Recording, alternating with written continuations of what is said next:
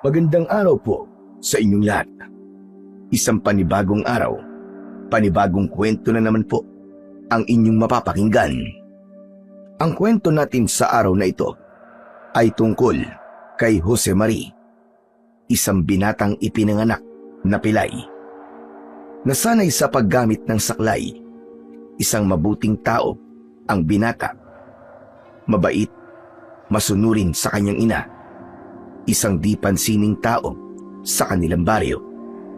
May isa siyang kaibigan, si Walter.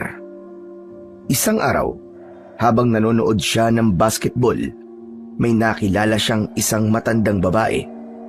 Ito ang nagbigay sa kanya ng isang itim na baso. Ang matandang yun ay namatay ng araw ding yun. Ano kaya ang magiging papel ng bagay na yun sa buhay ng binatang pilay? May kinalaman kaya ito sa pagsalakay at paggasik ng takot ng mga aswang sa baryo?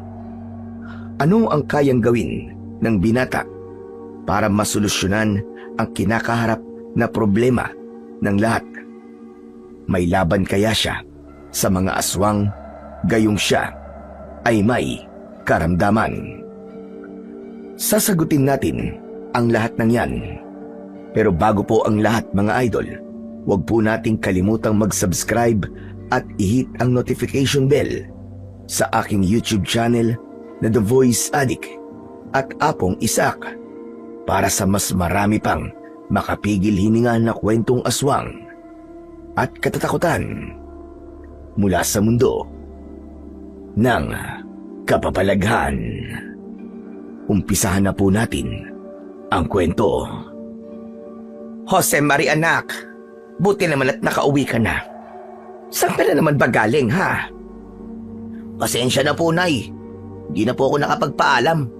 Ang tagal niyo po kasing dumating kasi nagkaaberya yung jeep na sinakyan ko. Ang tagal bago umandar ulit, kaya natagalan din ang pag-uwi ko. Ayos lang po nay. Napansin ni Nanay Pilar ang lungkot sa muka ng anak. Halos di makatingin si Jose Mari sa kanya. Saan ka na naman ba galing? Huwag mong sabihin sa bahay na naman ni Karen. Hindi sumagot si Jose Mari. Yumuko lang siya at dahan-dahang tumango. Opo nay. At tulad ng dati, hindi mo na naman siya nakausap ano? Opo. Anak, pakiusap ko lang. Tama na. Huwag ka nang bumalik doon. Ayokong nakikita kang nalulungkot ng ganyan anak. Tanggapin mo na lang na hindi kayo para sa isa't isa ni Karen. Tama po kayo nay. Matagal na rin po buwat nung nililigawan ko siya. Pero wala Hindi niya talaga ako gusto. Sino ba naman kasi ang magkakagusto sa katulad kong pilay? Wala naman akong halaga dahil sa kapansanan kong ito. Tumayo si Nanay Pilar. Lumapit sa anak at marahang hinaplos ang buhok nito. Kita sa mukha niya ang sakit na nadarama para sa anak. Anak, hindi sa katawan nasusukat ang halaga ng isang tao. Kapag totoo ang pagmamahal, tatanggapin ka kahit paanong kapansanan mo. Baka hindi lang talaga si Karen ang para sa iyo anak. Pero darating din yung babae na makikita ka, hindi dahil sa kapansanan mo, kundi dahil sa kabutihan ng iyong loob anak. Tama po kayo. Kaya po simula sa araw na to, hindi na po ako babalik sa bahay ni Karen. Ayoko na rin pong marinig ang panlalait ng tatay niya sa akin. Ano ka mo? Nilalait ka ni Ruben? Opo, madalas. Aba, walang yang taong yun ha. Pati ba naman may kapansanan hindi pinapalampas? Hindi ba niya alam na pwede siyang kasuhan sa ginawa niya? Hayaan niyo na po nay, tapos na ho yun. Ang mahalaga, natauhan na po ako ngayon. Napabuntong hininga si Aling Pilar bago marahang niyakap ang anak niyang si Jose Mari.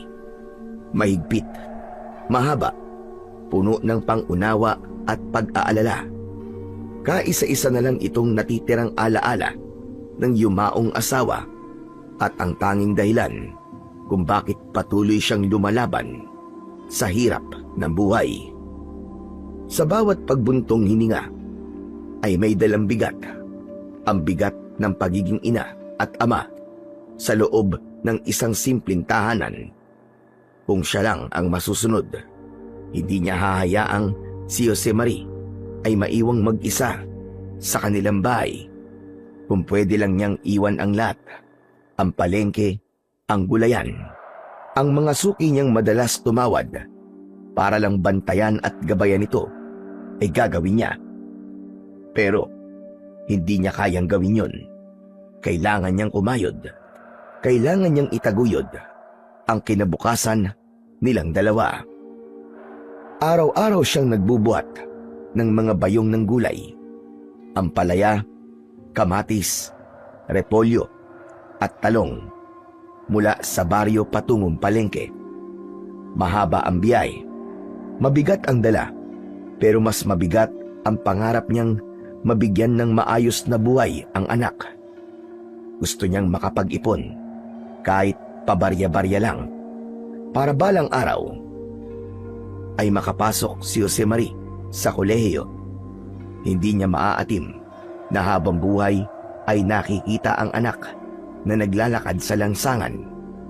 Pilay at tila pasan ang buong daigdig. Ngunit sa kabila ng lahat ng ito, isang bagay lang ang pinanghahawakan ni Aling Pilar. Hindi dapat mawalan ng pag-asa ang anak niya. Dahil habang siya ay nabubuhay, gagawin niya ang lahat. Basta't wag lang mawala ang pag-asa ni Josemarie sa sarili at sa buhay. Nay, punta po muna ako sa basketballan ha. May laro kasi si Walter ngayon eh. Manonood lang po ako.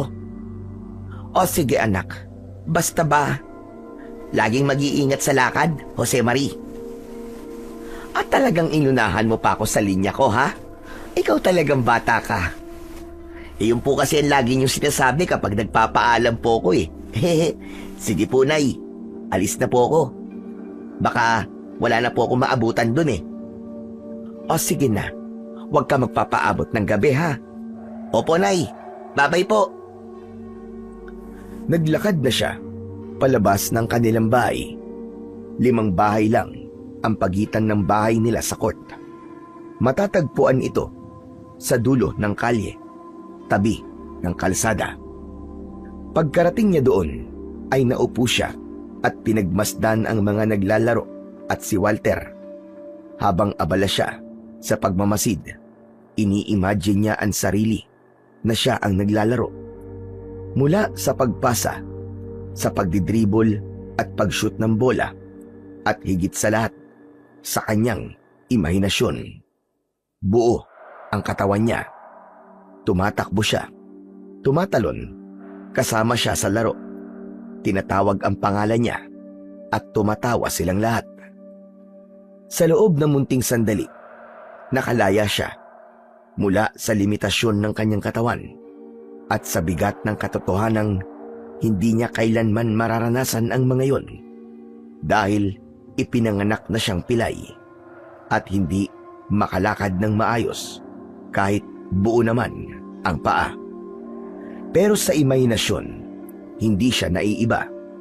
Isa siyang manlalaro, kaibigan, bahagi ng laro. At sa mga sandaling yon, sapat na yon para ngumiti siya ng kahit na konti. Maya-maya pa, isang matandang pulubi ang biglang lumapit kay Josemarie. Payat na payat ito, may bit-bit na sira-sirang bayong at balot na balot ang katawan sa lumang jacket kahit tirik ang araw. Dahan-dahan itong lumapit at huminto sa tapat niya. Bigla na lang itong nanlimos sa binata ng pagkain. Napakamot pa sa batok si Josemarie. Wala rin siyang dalang pagkain, pero ayaw niyang palampasin ang pagkakataong makatulong. Dinukot niya ang bulsa ng kanyang lumang shorts at inilabas ang 1 pirasong lukot na 20 pesos. Yun ang huli niyang pera. Nako, pasensya na ho kayo ah. Wala rin ho akong pagkain eh. Pero ito na lang po oh. Last money ko na po to. Pero makakabili pa rin po yan ng kahit ilang pandesal. Sige na po, kunin nyo na. Tinitigan lang siya ng matanda. Sa kadahan-dahang tinanggap ang pera. Ngumiti ito at nagpasalamat. Bago pa tuluyang umalis ang matanda, ay may ibinigay ito sa binata. Isang basong kulay itim na may kakaibang ukit sa gilid. Hindi sana ito tatanggapin ni Josemarie, pero dahil ayaw niyang mapahiya ang matanda, ay tinanggap niya ang bagay na yon. Sabi ng matandang babae, ay pasasalamat yun sa kanyang kabutihan. May lamang tubig ang baso. Inutusan siya ng matanda na inumin yun. Salamat po Lola, pero hindi naman po ako nauuhaw eh. Ngunit ipinagpilitan ng matanda na inumin ang tubig. Kaya naman, walang nagawa ang binatang pilay, kundi inumin yun. Hindi na siya nag-inarte pa, ni hindi inisip na baka marumi ang tubig na kanyang ininom. Inubos niya ang laman ng baso. Napangiti ng malapad ang matanda. Tapos ay umalis na ito. Ipinatong niya ang baso sa upuan. Naagaw ang pansin niya nang lumapit sa kanya si Walter. Dala ang bola na pinapatalbog-talbog pa nito sa simento. O pre, nandito ka na pala. Kanina ka pa ba dyan? Kararating ko lang halos. Hindi ka man lang sumigaw na nandito ka na. Ikaw talaga, oo. Kasarap ng laro nyo eh. Ayoko namang makabala. Nakaano ba ako? Cheerleader na tatawag sa'yo. Pambihira ka. Sige na. Usap na lang tayo mamaya. Huwag kang aalis dyan ha. Tatapusin ko lang itong laro. Sayang ang pustahan eh. Baka manalo. Talaga? May pusta sa laban nyo? Oo eh. Kung manalo kayo, libre mo ako ah. Oo ba? Basta, i-cheer mo ako. Loko-loko ka talaga. Sige na, maglaro ka na. Natawa na lamang si Josemarie sa kakulitan ng kaibigan niyang si Walter. Kahit anong lungkot o pagod ang nararamdaman niya, laging may baong biro si Walter na agad nagpapagaan ng kanyang pakiramdam. Para bang natural na sa kaibigan ang maging masiyahin at palabiro. Si Walter ang itinuturing niya na tanging kaibigan. Kasama niya sa hirap at ginawa mula pa noong sila ay nasa elementarya. Magkasama silang lumaki, magkaskwela mula grade school hanggang high school, at palaging magkasangga sa lahat ng laban sa buhay. Kapag may nang aaway sa kanya, si Walter ang unang sumusugod para ipagtanggol siya. Hindi ito natatakot at palaging handang tumayo para sa kanya. Ano man ang mangyari. Dahil sa matibay nilang samahan at dami ng pinagdaanang pagsubok, hindi na lamang kaibigan ang turing ni Josemarie kay Walter. Para na yung tunay na kapatid. Nagsimula na muli ang laro. Masaya at masigla ang lahat. Ngunit si Josemarie ay biglang nakaramdam ng matinding tawag ng kalikasan. Naiihi siya, kaya't dahan-dahan siyang tumayo mula sa inuupuan at naglakad papunta sa gilid ng court, kung saan may bakanting lugar at ilang punong maaaring pagtaguan. Habang papalapit siya sa gilid, napansin niyang may papalapit na malakas na ingay mula sa kalsadang malapit sa court. Paglingon niya, isang jeep ang rumaragasa, mabilis at tila wala sa kontrol. Paulit-ulit ang pagbusina nito, malalakas, sunod-sunod.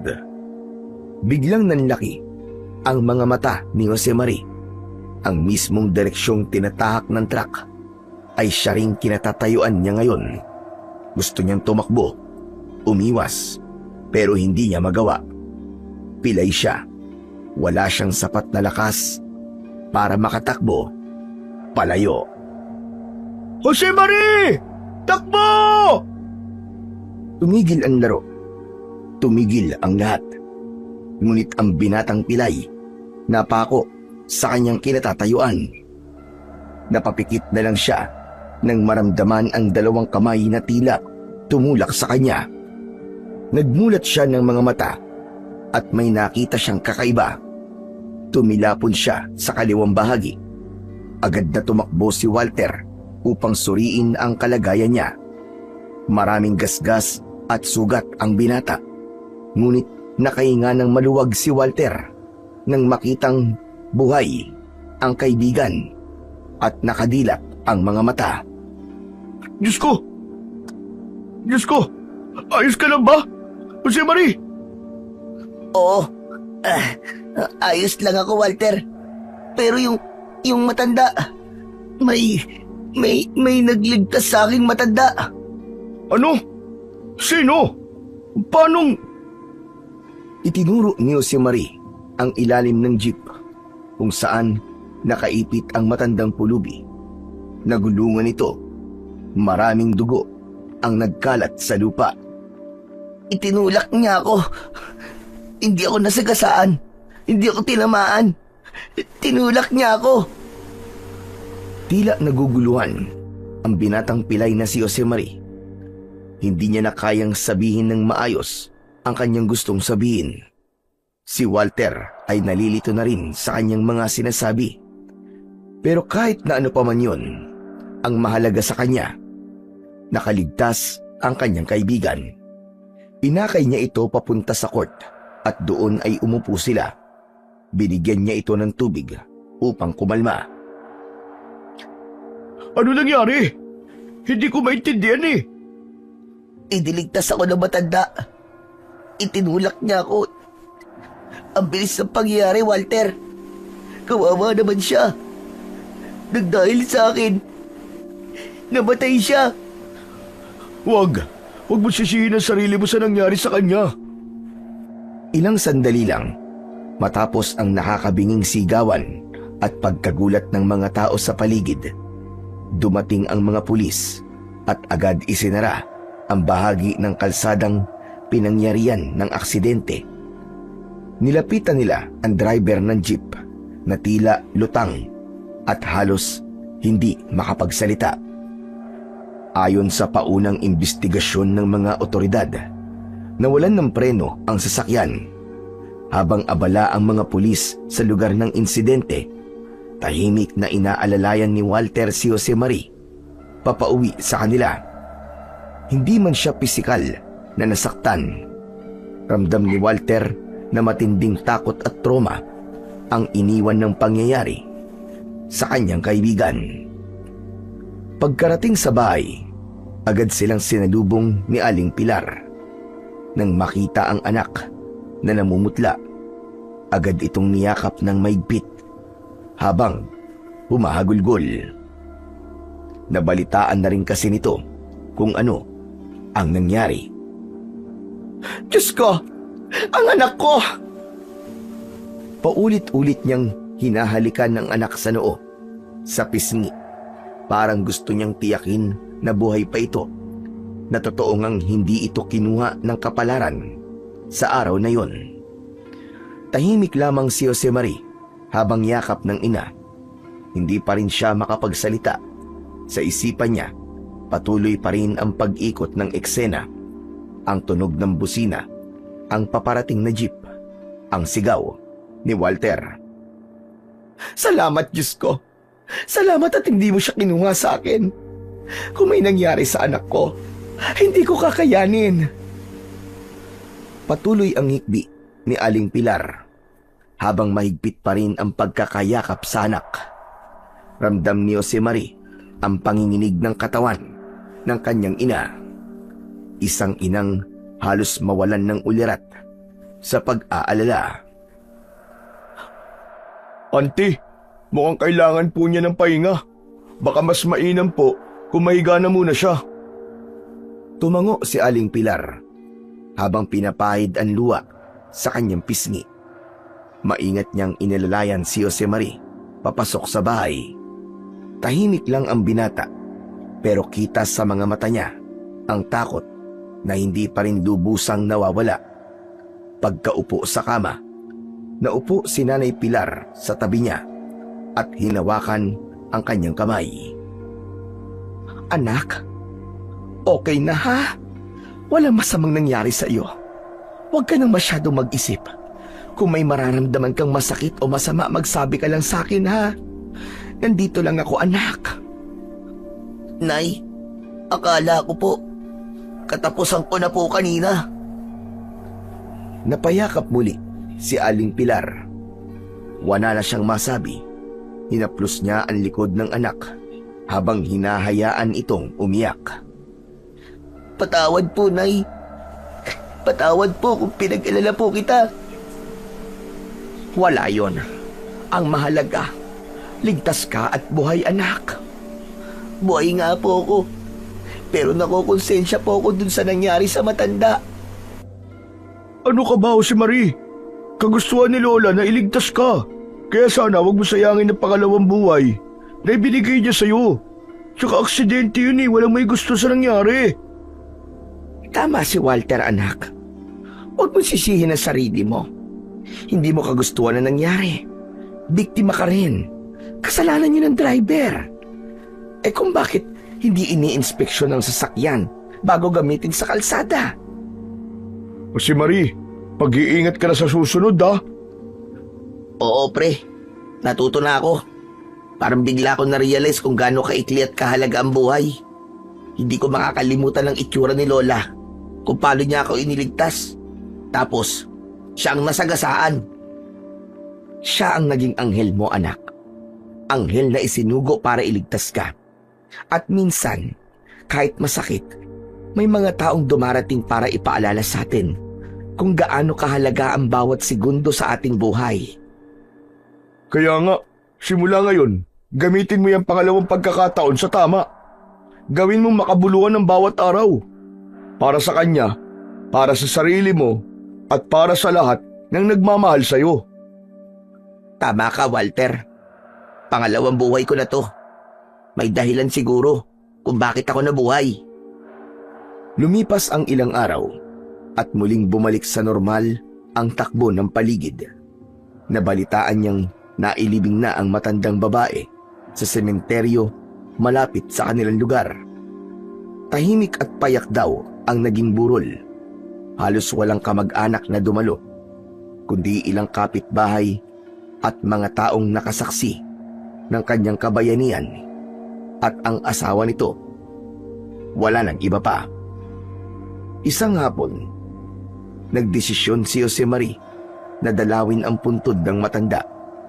Nagsuot siya ng simpleng puting polo at nagdala ng munting bulaklak, isang maliit na palumpon ng mga daisy. Tahimik siyang pumasok sa sementeryo. Sa dulo, sa ilalim ng isang puno ng akasya, natanaw niya ang isang simpleng lapida.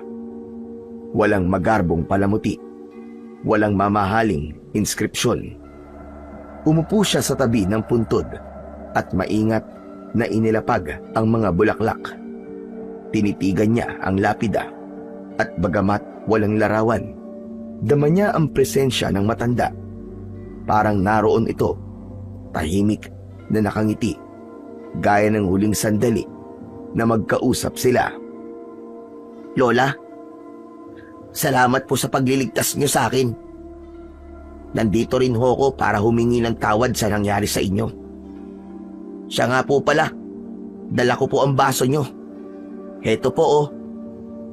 Inilapag niya ang baso sa ibabaw ng puntod at inilabas niya ang baon niyang maliit na bote ng alak.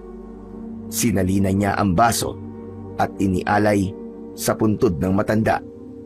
Tapos ay nagsindi siya ng kandila. Kumusta po kayo dyan, Lola? Bagyang yumuko ang binata. Pagkatapos sabihin yun, tahimik ang paligid. Walang maririnig kundi ang mga ugong ng mga tricycle na dumadaan sa kalsadang malapit sa sementeryo. May halong lungkot ang tinig niya ng mga oras na yon. habang nakaupo sa tabi ng puntod. Iniisip niya kung gaano kabait ang matandang nag-alay ng kanyang buhay para sa kanya at kung paano niya maibabalik ang sukli sa kabutihang yon. Bigla, may narinig siyang kaluskos mula sa kabilang lote ng sementeryo. Pumunot ang noo niya at agad na palingon sa pinanggagalingan ng ingay. Sa tabi ng isang puno, sa may di kalayuan, may natanaw siyang isang figurang nakasuot ng itim mula ulo hanggang paa. Hindi ito gumagalaw, ngunit parang sa kanya nakatingin. Hello po. Magandang araw po sa inyo. Sino po kayo? Hindi sumagot ang kanyang kausap. Imbis na magsalita, dahan-dahang umatras ang misteryosong nilalang at tuluyang naglakad palayo hanggang sa nawala sa likod ng mga damo at matataas na nicho. Akmang susundan sana ito ni Jose Mari, ngunit bigla siyang natigilan. May kakaiba siyang naramdaman. Nanlaki ang mga mata niya. Tumingin siya sa kanyang mga paa at doon niya napagtanto ang hindi kapani-paniwalang katotohanan. Nakatayo siya ng diretsyo nang walang saklay. Dahan-dahan niyang iwinasiwas ang kanyang kaliwang paa. Ang paa niyang matagal ng pilay. Maingat niya itong muling itinapak sa lupa at laking gulat niya nang walang maramdamang sakit o paninigas. Sunod-sunod niyang iginalaw ang kanyang mga binti. Kanan, kaliwa, kaliwa, kanan. Hala, ano to? Ayos! Nakakalakad na ako! Paano nangyari yun? Ang galing! Sinubukan niyang umabante ng ilang hakbang. 1, 2, 3. Hindi siya nadapa. Hindi bumigat ang pakiramdam. Tuloy-tuloy na ang kanyang lakad. Sa sobrang tuwa, napasigaw siya, saka napatawa. Tumalon-talon siya na parang batang nakatanggap ng regalo sa Pasko. Upang masiguro kung gising nga siya, pinisil niya ang sarili niyang braso. Hindi pa rin makapaniwala, kaya't pinitik niya ang sariling ilong. Aray ko! Ayos! Hindi talaga to isang panaginip lang. Totoong nangyayari to. Nakakalakad na talaga ako. Napalingon siyang muli sa daang tinahak ng nilalang na nakita niya. Wala na ito, pero sa puso niya, alam niyang may koneksyon ang pangyayaring yun sa matanda. At habang nakatayo siya sa lupa ng sementeryo, buong galak siyang tumingala sa langit at nagpasalamat sa Panginoon at sa matandang pulubi na kanyang dinalaw. Sa sobrang tuwa, dinampot ni Jose Mari ang kanyang saklay at tumakbo palayo sa sementeryo. Habang tumatakbo, tila ba lumulutang ang kanyang mga paa sa lupa. Masayang masaya siya. Sabik na sabik siyang ibinalita sa kanyang ina at sa kaibigan niyang si Walter ang hindi kapani-paniwalang biyaya na natanggap niya. Habang pabalik sa kanilang barangay, nadaanan niya ang barangay hall kung saan may nagkakagulong kumpulan ng mga tao. May ilan pang umiiling, may mga nag-uusap-usap ng pabulong at may ilan ding tila gulat sa kanilang naririnig. Agad niyang napansin si Walter sa gitna ng umpukan. Nakatayo at nakikiramdam. Halatang nakikiisyoso sa nangyayari. Nilapitan siya ni Jose Mari at tinapik ito sa braso. Pre! Huy! Oh, ikaw pala si Marie. Akala ko kung sinong makulit na bata lang eh. Grabe ka naman. Ano bang ginagawa mo dito? Tsaka, ba't ang taming tao dito? Naku, seryoso to. Baka magulat ka. Eh ano nga kasi, ba't di mo pa sabihin kaagad? Oo na. Di naman makapaghintay to. Sasabihin ko na. Makinig kang mabuti. Tumango si Jose Mari. Sabik na malaman ang balita. Ngunit habang nagsisimula na si Walter sa kanyang kwento, hindi pa rin ito napapansin ang pinaka-importanting bagay sa lahat, na si Jose Marie ay nakakatayo na at nakakalakad na ng walang saklay. Lahat ng tao dyan sa loob ng barangay hall, humihingi sila ng tulong. Naghihintay sila ng mga pulis kasi nawawala ang kanilang mga anak. Ano ka mo? Kailan pa to nangyari? Kagabi lang. Sa dami niyan, sabay-sabay na nawala. Paano nangyari yun? Yun nga din ang ipinagtataka ng lahat eh. Ibig sabihin may kidnapper na dito sa baryo natin? Aba, tapos wala man lang nakapansin? Kaya nga eh.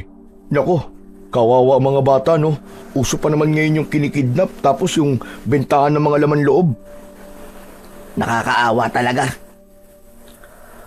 Biglang napatingin si Walter sa kanyang kaibigan mula ulo hanggang paa nang mapansing bitbit nito ang kanyang saklay. Hoy, bakit buhat-buhat mo yung saklay mo?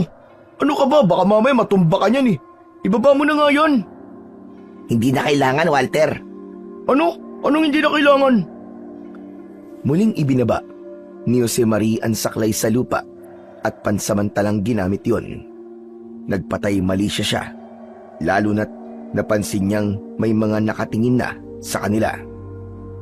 Tahimik niyang hinawakan si Walter sa braso at marahang hinila ito palayo sa kumpulan ng mga tao. Tumangulang si Walter.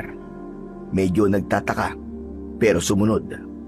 Dinala siya ni Jose Marie sa isang sulok ng bakuran ng barangay hall sa likod ng isang lumang pader kung saan halos walang tao, malayo sa ingay at usapan. Maya-maya pa, huminga ng malalim ang binata.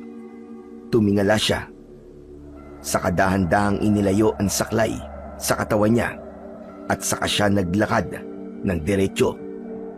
Putya, Jose Marie! Nakakalakad ka na? Diyos ko, totoo ba to? Totoong totoo, pare. Ako man nga eh. Hindi rin makapaniwala sa milagrong to eh. Hanip na yan! Hindi ko alam kung matatakot ako o matutuwa eh. Pero, paano? Paano nangyari yan? Hindi ko alam. Basta kanina dinalaw ko yung puntod ng matandang babaeng nagligtas sa akin. Tapos, biglang naging ganito na. Hanip, ang galing ah. Ayos yan, pero teka. Bakit naman inilayo mo pa ako sa mga tao? Ayaw mo bang makita nila na nakakapaglakad ka na? Ayoko munang may makaalam na iba. Muntik na nga eh. Mahirap magpaliwanag sa ngayon kasi may nangyayaring kakaiba dito sa baryo natin.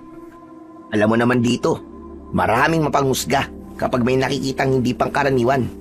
Ikaw pa lang ang nakakaalam nito. Eh ang nanay mo? Ngayon pa lang ako uuwi. Gusto ko na nga ding malaman niya to eh. Sasama ako sa'yo. Gusto kong makita yung reaksyon niya sa ima lang to. Paalis na sana ang dalawa, pero biglang may dalawang binatilyo ang dumating at isinigaw ng mga ito na may nakita silang bangkay na palutang-lutang sa ilog sa may ilalim ng tulay. Kaagad na nagpunta ang mga tanod at si kapitan sa lugar.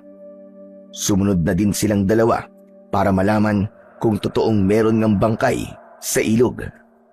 Pagdating sa lugar, nakita nila ang dalawang bangkay ng bata. Pugot ang ulo, wakwak ang tiyan na para bang kinatay. Wala nang lamang loob. Grabe naman.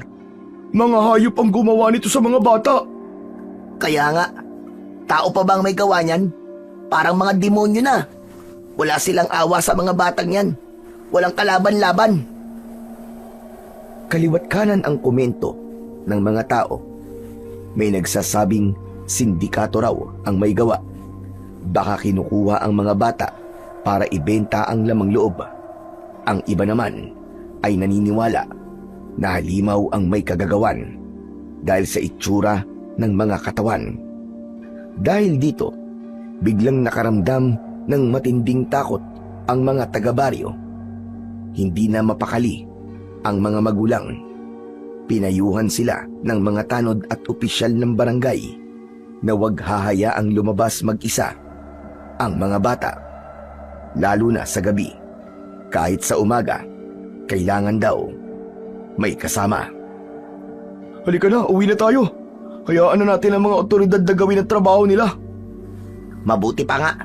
Baka hinahanap na rin ako ni nanay eh. Naglakad na sila pauwi. Agad silang sinalubong ni Aling Pilar nang makita niyang paparating ang dalawa. Nako, kanina pa kita hinahanap. Saan ba kayong galing dalawa ha? Nay, galing lang po ako sa sementeryo. Dinalo ko lang po yung lola na nagligtas sa akin. Sinamahan lang po ako ni Walter pauwi dito. Ganun ba? Bakit hindi ka man lang nagpaalam kagabi na may lakad ka palang ganun ngayon? Di sana hindi ako nag-aalala sa'yo. Sa susunod anak, magsasabi ka man lang. Opo, Nay. Sorry po. Usap-usapan kanina ng mga tsismosa sa palengke na may mga bata raw na nawawala. Hindi niyo ba nabalitaan yon? Alam na po namin, Aling Pilar. Galing po kami doon sa barangay hall. Andun po yung mga magulang na nawawala ng anak. Nako, kayong dalawa mag-iingat kayo ha. Baka sa simula mga bata pa ang dinudukot. Pero kalaunan, baka pati kayo ay dukutin na din. Huwag na muna kayo maglalalabas. Nako, Nay. Takot lang po nila sa akin. Pasok na po muna ako. Nauuhaw po ako eh. Hindi nito napansin na diretso nang naglalakad ang anak. Wala na ang paika-ikang hakbang at hindi na ito umaasa sa saklay. Sa sobrang pagkaabala sa pag-aalala, hindi na niya namalayan ang malaking pagbabagong yun. Aling Pilar, wala ka ba napapansin kay Jose Marie? Sa tingin ko, unti-unti niya nang natatanggap ang nangyari. Hindi na siya nagkukulong dito sa bahay. Hindi po yun ang ibig ko sabihin. Ano pala? Ito po Oh, saklay ni Jose Maria na. Bakit ikaw ang may hawak niyan? Anong ginagamit niya? Wala po siyang ginagamit na saklay. Teka, aba, oo nga no. Naglakad siya kanina papasok ng bahay. Nakakalakad na si Jose Marie. Tumpak po! Tama kayo, Aling Pilar! Diyos ko, nakakalakad na ang anak ko. Nakakalakad na si Jose Marie. Napahawak siya sa dibdib habang unti-unting tumulo ang luha sa kanyang mga mata. Hindi niya napigilan ang pag-iyak, hindi dahil sa lungkot, kundi sa sobrang saya na matagal niya nang inaasam. Jose Marie! Jose Marie, anak! Pinaikot-ikot ni Aling Pilar si Jose Marie. Parang ayaw pa ring maniwala sa nakikita. Paulit-ulit niyang tinitignan at hinahaplos ang mga paa ng anak. Baka sakaling nagkakamali lang siya. Pero totoo, nakakalakad na nga ito. Mabilis siyang lumuhod sa sahig. Pinagdaop ang dalawang palad at tumingala sa langit. Maraming salamat po, Panginoon. Maraming salamat po sa himala. Nay, ngayong nakakalakad na ako, hindi na po ako magiging pabigat. Matutulungan ko na po kayo sa paghahanap buhay. Anak, hindi ka naman naging pabigat sa akin buhat noon. Ano ka ba? Ikaw ang dahilan kung bakit ako patuloy na lumalaban araw-araw. Kung alam mo lang, kung ilang gabi akong nagdasal, kung ilang ulit kong kinausap ang Panginoon para lamang makalakad ka. At narinig ka na niya ngayon, Nay. Ito po, nakakalakad na po ako. Nako, napakabuti talaga ng Panginoong Diyos. Kaya nga po hindi talaga siya natutulog para po sa mga katulad natin. Teka, tama na nga muna at baka magkaiyakan pa tayo ng todo. Tara na't kumain na muna tayo. Nagluto ako ng paborito mong tinola. Sige po, gutom na rin po ako Halika na rin, Walter. Saluhan mo kami. Sumunod na rin si Walter sa mag-ina at nagsalo sila sa isang masarap na tanghalian. Masaya silang tatlo. Tila nakalimutan bigla ang mga pangit na nangyayari sa baryo. Habang kumakain, napuno ng kwentuhan at tawanan ang hapagkainan. Panay ang puri ni Jose Marie sa tinola at tuwang-tuwa naman ang nanay niya habang pinagmamasdan siyang magana sa pagkain. Pagsapit ng gabi, maagang natulog ang mag-ina sa kani-kanilang mga kwarto. Ngunit sa kalagitnaan ng pagtulog, isang masamang panaginip ang dumalaw sa binata. Sa kanyang panaginip, may kumakalabog sa bubungan ng kanilang bahay. Tumayo siya at tinungo ang pinto. Dahan-dahan niya itong binuksan at bumungad sa kanya ang isang nilalang na may kahindik-hindik na itsura. Isang aswang. Matangkad ito, payat na parang kalansay. Nangingitim ang balat at mahahaba ang mga kuko. Ang mga mata nito ay mapula at ang bibig ay punong-puno ng matutulis na ngipin. Habang naglalakad ito palapit, nakalawit ang dila nitong mahabang parang uod. Mabaho ang hininga nito, amoy bulok na karne. Napaatras si Josemarie, biglang nanginig sa takot. Gusto niyang sumigaw, pero wala siyang boses. Gusto niyang kumilos, pero tila naparalisa ang kanyang katawan. Dahan-dahang lumapit ang aswang sa natutulog niyang ina. Tinakpan niya ang kanyang bibig. Pinipigilang umiyak. Sa isang iglap, sinunggaban ng aswang si Nanay Pilar. Napadilat ito sa sakit, ngunit hindi na siya nakasigaw.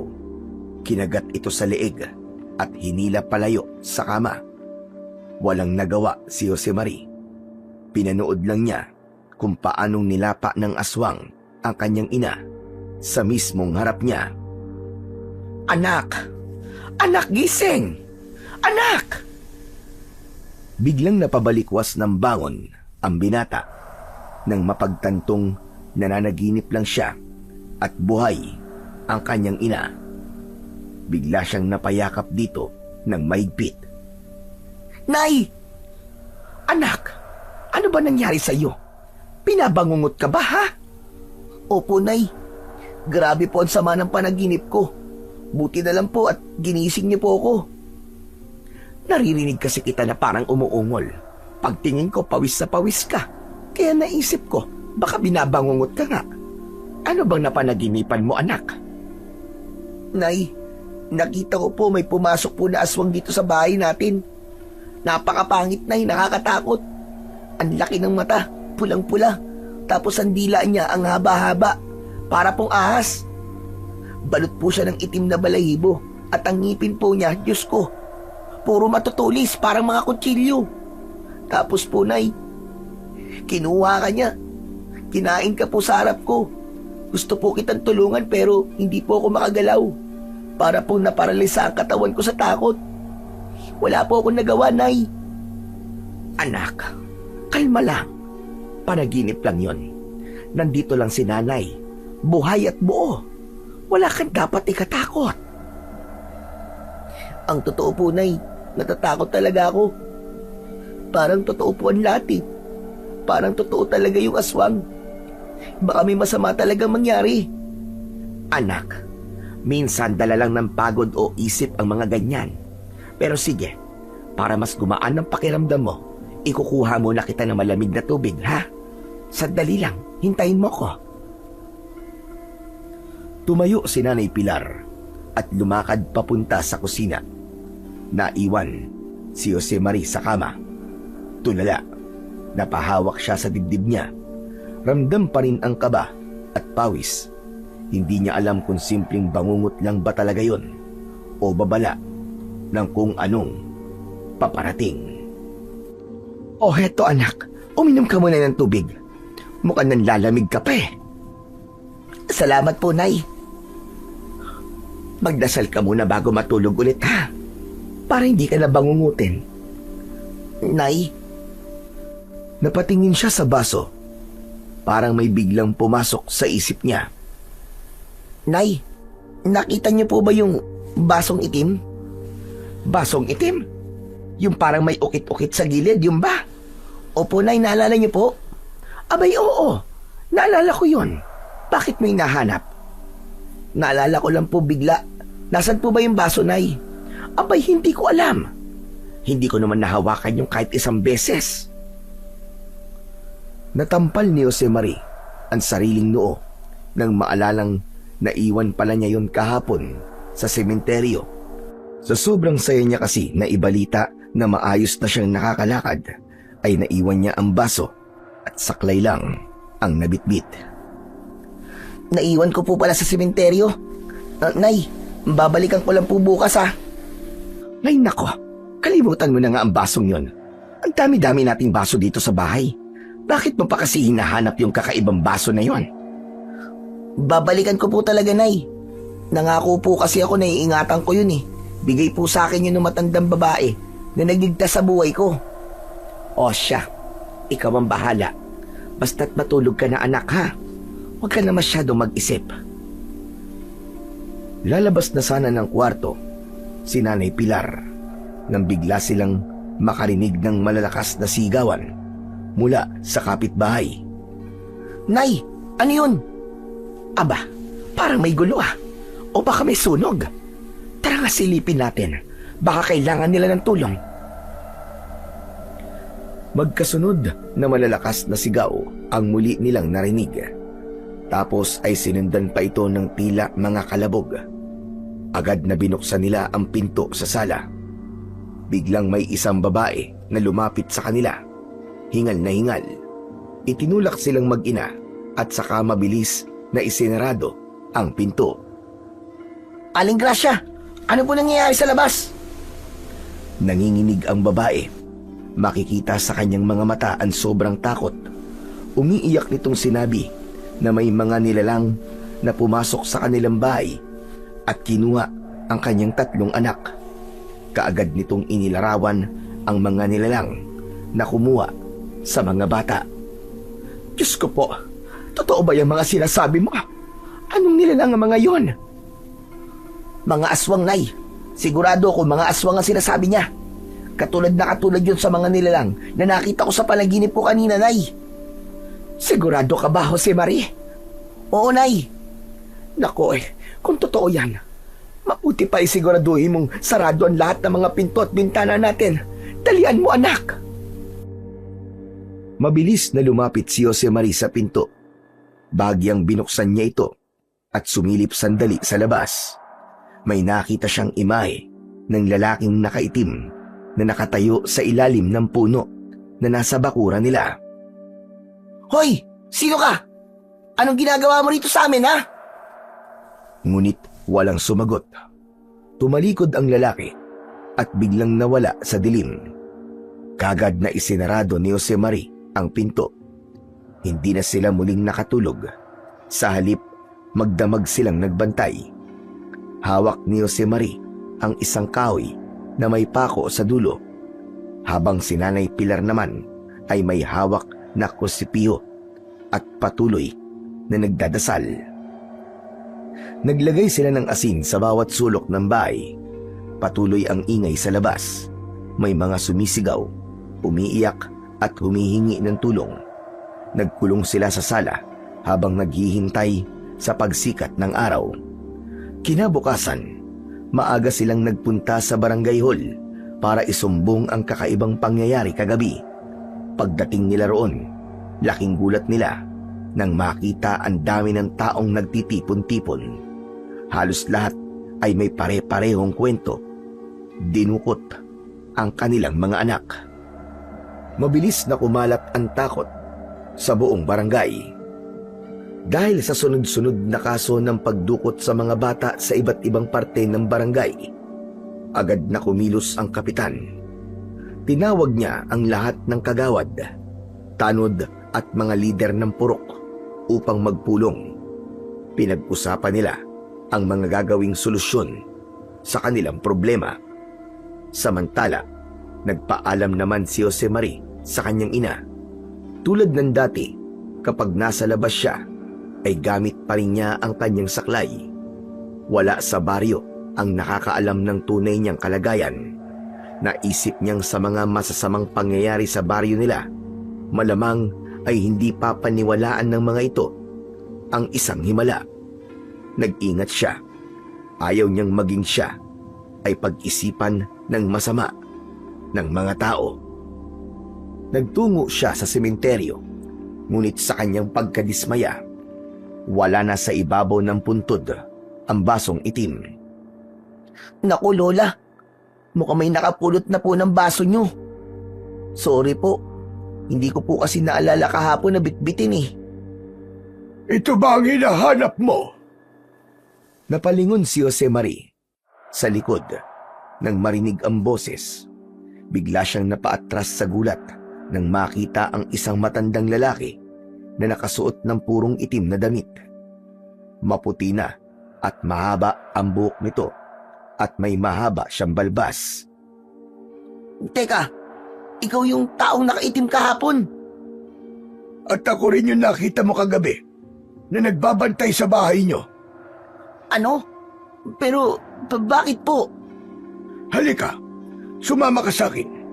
Kailangan nating mag-usap. Sandali po. Bakit naman po ako sasama sa inyo? Eh, hindi ko naman po kayo kilala. Ako si Goryo. Ngayong kilala mo na ako. Sumama ka sa akin. Importante ang pag-uusapan natin, iyo. Bakit hindi nyo na lang po sabihin ang diretso sa akin dito? Napalingon sa paligid si Mangorio. Tila tinitignan kung may nagmamasid o may nakabantay sa kanila. Hindi pwede dito. Masyadong lantad ang lugar na to. Baka may makarinig. Itong basong ito ang pag-uusapan natin. Halika na. Magtiwala ka, iyo. Hindi ako masamang tao. Wala akong gagawing masama sa'yo. Wala kang dapat na ipag-alala. Hindi naman kita masasakdan dahil mas malakas ka. At Pilay po ako. Madali lang po para sa inyo na gawan po ako ng masama. Alam mong hindi ako makakalaban. hindi ka pilay. Magaling ka na. Kaya mo nang hindi gumamit ng saklay na yan. Teka, sinusubaybayan niyo po ba ako? Halika na. Sasabihin ko ang lahat sa'yo. Pero hindi dito. Naglakad na ang matanda. Hindi maipaliwanag ng binata kung bakit bigla siyang napakakbang pasunod dito. Biglang tila nakumbinsi niya ang sarili na dapat niyang pagkatiwalaan ang matandang lalaki. Naglakad sila na halos 10 minuto bago narating ang isang maliit at lumang bahay na gawa sa bato. May maliit na balon at maraming tanim na halaman sa paligid. Nandito na tayo. Ito ang bahay ko. Halika. Pumasok ka. Nag-iisa lang po ba kayo rito, Tatang? Oo. Pero kung sasamahan mo ko, di dalawa na tayo. Si Tatang, palabiro po pala kayo ah. Sige na. Maupo ka na muna riyan. Pasensya ka na. Medyo magulo ang bahay ko. Wala na kasi ang asawa ko eh. Kaya ako na lang ang gumagawa ng lahat ng ito. Ganun po ba? Pasensya na po. Nakikiramay po ako, Tatang. Umikot ang mga mata ng binata sa kabuuan ng sala. Napatitig siya sa isang larawan na nakasabit sa may dingding. Natigilan siyang bigla nang makilala ito. Teka, siya po yung asawa niyo? Oo. Siya si Aguilina. Namatay siya kamakailan lang. Nagulungan ng jeep. Biglang napaatras ang binata nang marinig ang sinabing yun ni Mangorio. Nakaamoy siya ng pangalib. Inihanda niya ang kanyang sarili. May balak po ba kayong masama sa akin? Ano ka mo? Abay wala. Wala akong balak na masama sa iyo. Relax ka lang. Baka po kasi sinisisi niyo ako sa pagkamatay niya eh. Si Lola po, namatay siya dahil po sa pagkakaligtas niya sa akin. Nako, hindi iyo. Nagkakamali ka. Hindi kita sinisisi. Alam mo, nangyari na ang nangyari at wala na tayong magagawa doon. Tanggap ko na. Tanggap ko na ang naging kapalaran ng asawa ko. At naiintindihan ko kung bakit kailangan kanyang iligtas. Po, ano po bang ibig niyo sabihin? Inaasahan ko na darating ang araw na yon, iyo. Matanda na kami. Matanda na ang asawa ko. Matagal niyang inalagaan ang mutya ng itim na baso. Nahanap ka niya. Ikaw ang bagong tagapangalaga. Ho? Paano pong ako? Ikaw ang napili ng mutya na maging bagong tagapangalaga. Kaya sana, huwag mo itong biguin. Nakasalalay sa iyo ang kapayapaan ng buong lugar. Teka, naguguluhan po ako eh. Lalo na po, ano po ba yung mutya? Bakit po ako napili? Heto, kunin mo ang basong ito. Ikaw na ang bagong tagapangalaga niyan. Yan ang tinutukoy kong may mutya. Sandali lang po. Wala po akong maintindihan eh. Ang mutya ang pumili sa'yo. Hinanap ka ni Agilina at gumawa siya ng paraan para mapasayo ang mutya ng gamo-gamo na nakalagay sa basong yan. May dahilan kung bakit ka nabuhay iyo. Ang dahilan, ikaw ang magiging tagapagligtas ng baryo. Ako? Tagapagligtas? Paano po yun? May kapangyarihan ng basong yan na pinagkalooban ng mutya ng gamo-gamo. Kapangyarihan? Ano pong kabaliwan ang sinasabi nyo? O paano magkakaroon ng kapangyarihan ng basog to? Yan ang nagbigay ng himala. Ang basong yan ang dahilan kung bakit ka nakakalakad ngayon. Ano? Itong basong to? Tama ka nang narinig. Ang basong ito ang tunay na dahilan ng iyong paggaling. Hindi basta-basta gamit ito. Marami siyang kakayahan at yun ang kailangan mong matutunan. Halika, lumapit ka. Tignan mong mabuti ang gagawin ko. Kumuha ng tubig si Manggorio at pinuno ito ng tubig. Hawakan mo ang baso, tapos baligtarin mo. Binaliktad nga ni Jose Marie ang baso at nanlaki ang mga mata niya. Ang tubig sa loob, imbis na tumulo pababa, ay nanatili lamang sa loob ng baso. Dahan-dahan niyang ibinalik sa patuwid ang baso at saka palang gumalaw ang tubig. Unti-unting bumalik sa normal na anyo na para bang walang nangyaring kakaiba. Napaatras siya ng bahagya. Wow! Totoo po ba to? O ano? Naniniwala ka na ba? Paano po nangyari yun? Ang galing! Ngayon naniniwala na po kung may kapangyarihan nga ang basong to. Pero ano naman pong kinalaman nun sa sinasabi po niyong ako magiging tagapagligtas ng baryo? Kaya nitong makilala kung sino ang mga aswang na nag-aanyong tao sa paligid. Aswang? Kung ganon, may koneksyon nga ang basong ito sa mga nangyayaring masama sa baryo. Meron, pero hindi sa masama. Ang bagay na yan ang magagamit mo para solusyonan ang problema ng baryo nyo. Ang mga alagad ng dilim, nag-aasik na sila ng lagim dahil nalaman nilang patay na si Agilina. Teka, sandali lang ho. Hindi po ako pwedeng maging tagapagligtas eh. Isa lang po akong ordinaryong tao. Di po ako marunong makipagsuntukan. Takot nga din po ako sa multo eh. Walang problema. Tuturuan kita. Teka, tatang, pasensya na po. Hindi po ako interesado dyan. Ayoko pong makisali sa gulo. Tahimik po ang buhay ko. Biglang sumiryoso ang muka ng matanda. Tinitigan nito si Jose Marie at sa unang pagkakataon, naramdaman nito ang galit at pagkadismaya ng matanda. Anong hindi mo kaya? Ikaw ang pinili ng mutya ng gamo-gamo na nasa basong yan. Ang kapangyarihan nito ay hindi basta-basta ibinibigay sa kahit kanino lang. Ibinigay yan sa'yo ni Agilina dahil ikaw ang may kakayahang humawak niyan. Pero, bakit ako? Wala naman po akong kwentang tao eh. Tama na ang pagdududa. Ang oras ay tumatakbo. Hindi mo alam kung gaano kalala ang panganib na paparating. Kung hindi ikaw, sino? Sasayangin mo ba ang pagkakataong iligtas ang mga mahal mo sa buhay? Sige nga. Pero, takot po talaga akong kalabanin ng mga aswang. Nakakatakot po ang itsura nila. Nakita ko na po sila sa akin panaginip eh. ano pa kaya kung sa personal? Paano kung ako ho ang mapatay nila?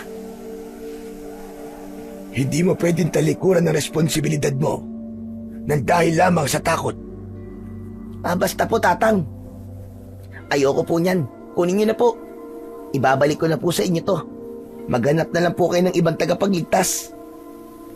Tumayo si Josemarie at tumalikod. Nakakailang hakbang siya nang muling magsalita si Manggorio. Ganyan ka ba magpasalamat sa taong nagligtas ng iyong buhay? Pagkatapos ng sakripisyo niyang mailigtas ka, pagkatapos mong makalakad sa tulong ng itim na baso, sa bisa ng mutya ng gamo-gamo, babaliwalain mo ba ang lahat? Ganyang uri ka ba talaga ng tao, iyo? Hindi nakasagot ang binata. Alam niyang may katotohanan ang mga sinabi ng matanda, pero masyadong malaki ang responsibilidad na iniatang sa kanya. Alam niyang hindi niya ito kakayanin. Mawawala ng saysay ang pagsasakripisyo ng asawa ko kung tatanggihan mo ang tungkuling nakaatang sa'yo. Kaya mo bang malagay sa panganib ang mga tao sa baryo? Maaatim ba ng konsensya mo na meron kang pwedeng gawin pero inaayawan mo, iniiwasan mo? Wala na si Aguilina, kaya kung may aswang na muling mag-aasik ng lagim, malulupit sila. Wala silang patatawarin. Ikaw lang, iyo. Ikaw lang ang tanging pag-asa namin. Pero, Tatang, paano? Hindi ka pipiliin ng mutya ng gamo-gamo na nakulong sa baso kung wala kang kakayahan, iyo. Hindi yan basta napupunta kanino man. Kailangan mo lang tanggapin ang tadhana mo, ang maging tagapagtanggol ng mga inosente. Hindi ko hahayaang may mangyaring masama sa pamilya ko o kahit kanino pa. Sige, Tatang. Tinatanggap ko na. Tatapusin ko ang sinimulan ni Lola Aguilina. Yan! Ganyan nga! Yan ang gusto kong marinig mula sa'yo. Huwag kang mag-alala. Hindi kita pababayaan. Bukas ng umaga, sisimulan na natin ang ensayo mo.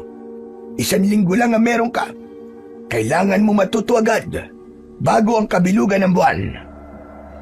Bakit? Ano pong meron sa kabilugan ng buwan?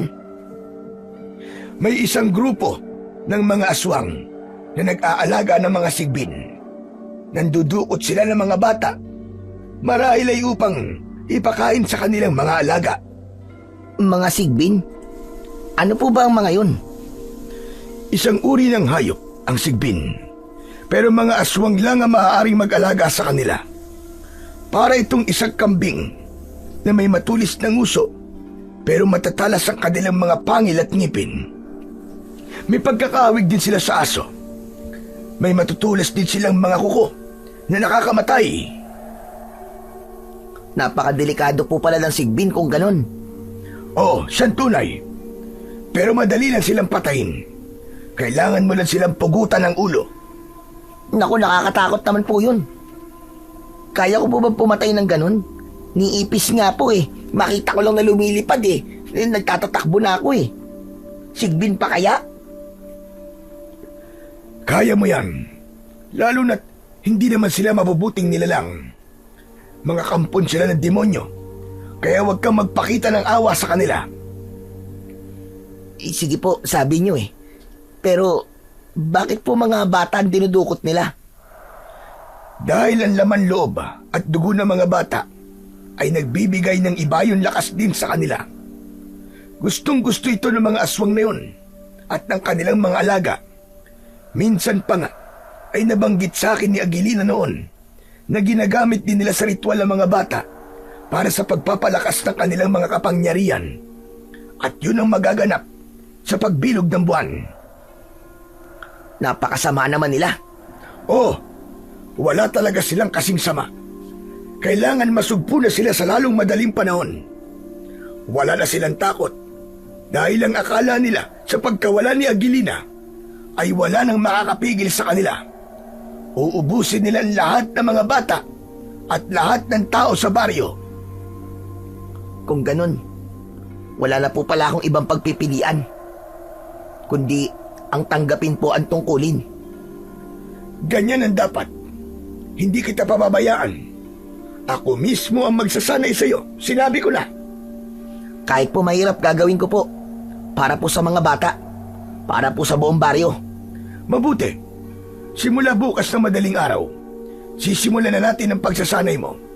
Pero tandaan mo, hindi lang lakas ng katawan ang kailangan dito. Kailangan mo rin ng tapang at talas ng isipan. Ang mga sigbin at ang kanilang mga amo ay tuso. Isa lang ang mali mo. Buhay mo ang kapalit. Naiintindihan ko po. O siya, sige na, umuwi ka na. Magpahinga ka't maganda. Bukas, magiging iba na ang takbo ng buhay mo. Umalis si Jose Marie. Tahimik habang naglalakad pauwi. Mabigat ang dibdib, ngunit buo ang loob. Alam niyang isang mapanganib na mundo ang papasukin niya. Pero alam din niyang hindi siya maaaring umurong. Pagdating sa kanilang bahay, ay ipinaalam niya sa kanyang ina ang napag-usapan nila ng matanda. Ipinakita din niya ang itim na baso na may nakapaloob na gamo-gamo. Ikaw? Lalabanan mo mga aswang? Aba, hindi ako papayag, anak. Ayoko. Delikado ang gagawin mo. Baka kung anong mangyari sa'yo, anak. Hindi ko kakayanin kapag mawala ka sa akin. Alam ko po nag-aalala kayo para sa akin, Nay. Pero pinapangako ko po mag-iingat po ako palagi. At uuwing buhay dito sa atin. Gagawin ko po ito para sa ikatatahimik ng ating lugar. Hindi rin naman po ako mapalagay na wala akong gagawin. Kahit ang totoo ay may kakayahan akong labanan sila. Kahit na, anak, hindi mo sila obligasyon. Nay, isipin niyo pong mabuti. Maraming kabataan ang mawawala kung patuloy ang pagsalakay ng mga aswang dito sa atin. Pero anak naman, bakit ikaw? Dahil ako po ang pinili ng mutya ng gamo-gamo na nakalagay po sa salamin ng baso. Nay, makinig po kayo sa akin.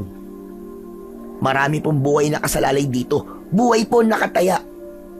Ayokong dumating ang araw na tatalikuran ko ang tungkulin to tapos kayo naman po mapapahamak. Ayokong mangyari nasa panaginip ko, Nay. Sigurado ako, isa pong babalayon. At kailangan kong gumawa ng paraan para hindi yun magkatotoo. Pero anak, hindi naman mangyayari yun. Panaginip lang yun eh. Parang awa mo na, anak. Ibalik mo na ang mutya na yan at kalimutan ang lahat. Wala kang obligasyong tumulong sa baryong ito. Hindi mo sila kargo. Nakalimutan niyo na po ba, Nay? Hindi ba't parang pangalawang buhay ko na po to? Ito na po yung dahilan kung bakit po ako nabuhay. Patay na po sana ako kung di lang po ako iniligtas ng matandang babae. Hindi niya ako obligasyong tulungan. Pero ibinigay niya po ang sarili niyang buhay. Kapalit nan sa kanya. Iniligtas niya po ako dahil alam niya pong ako lang ang may kakayahan na lumaban po sa mga aswang na yon. Natahimik si Aling Pilar.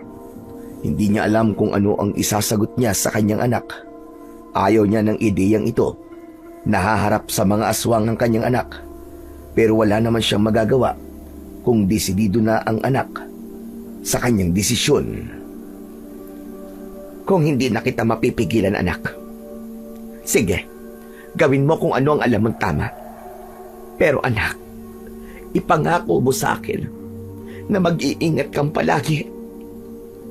Salamat, Nay. Kayo din po. Mag-iingat din po kayo rito. Kaagad na inihanda ni Aling Pilar ang mga damit at pagkain ni Jose Marie na dadalhin sa gubat. Natawa tuloy si Jose Marie nang makita ang 2 bag at 1 supot.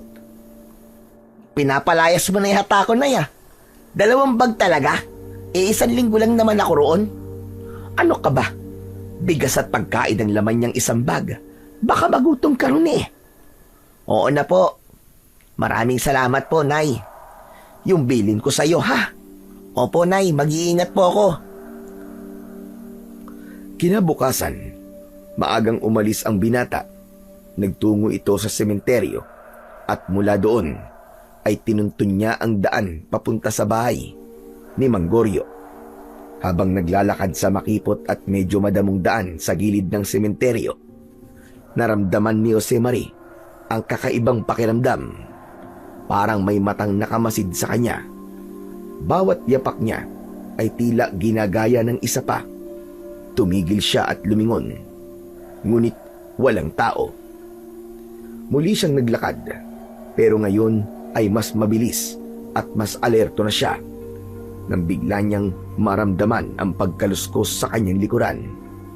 Mabilis siyang napalingon at doon niya nakita ang isang pamilyar na mukha.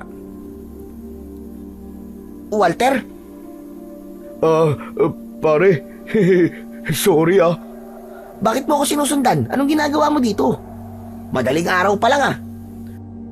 Kasi napansin ko kahapon pa na may mga kakaiba kang kilos. Tapos kanina nakita kitang nagmamadaling lumabas. Na-curious lang ako kung saan ka papunta o kung ano ang gagawin mo. Saan ka nga ba papunta? Sama mo naman ako dyan. Ano? Bakit ka naman sasama? Wala ka namang gagawin sa pupuntahan ko eh. Saan ka nga ba kasi pupunta? Sige na, sama mo naman ako. Ay nako, kulit. Sige na nga, may magagawa pa ba ako? Nandito ka na. Sabay silang nagpatuloy sa paglalakad. Pagkarating sa bahay ni Manggorio, may naamoy silang matapang na usok na may halong mapait at maanghang na aroma. Dahang-dahang lumapit si Josemarie sa pintuan, saka kumatok. Wala pang ilang sandali, may narinig silang paos na boses mula sa loob. Pumasok kayo! Napatingin ang magkaibigan sa isa't isa.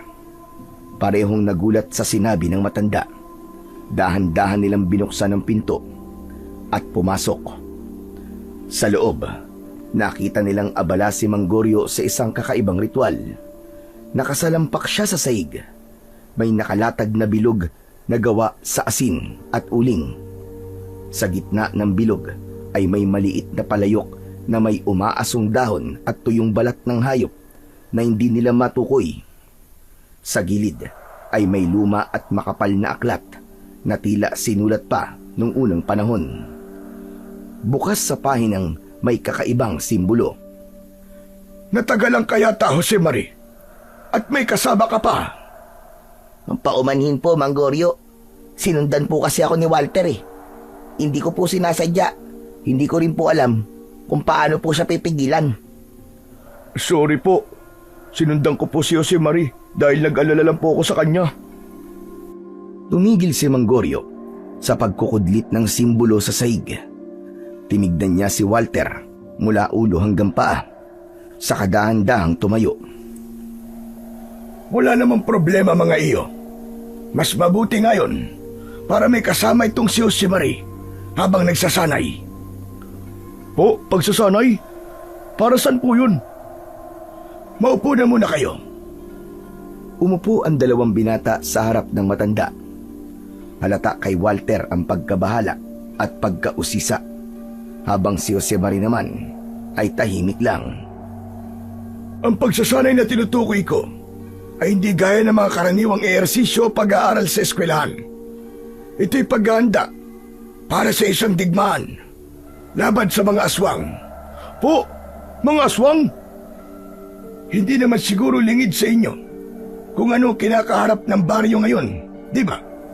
Si Josemarie, siya lang ang tanging sagot sa problema na yan.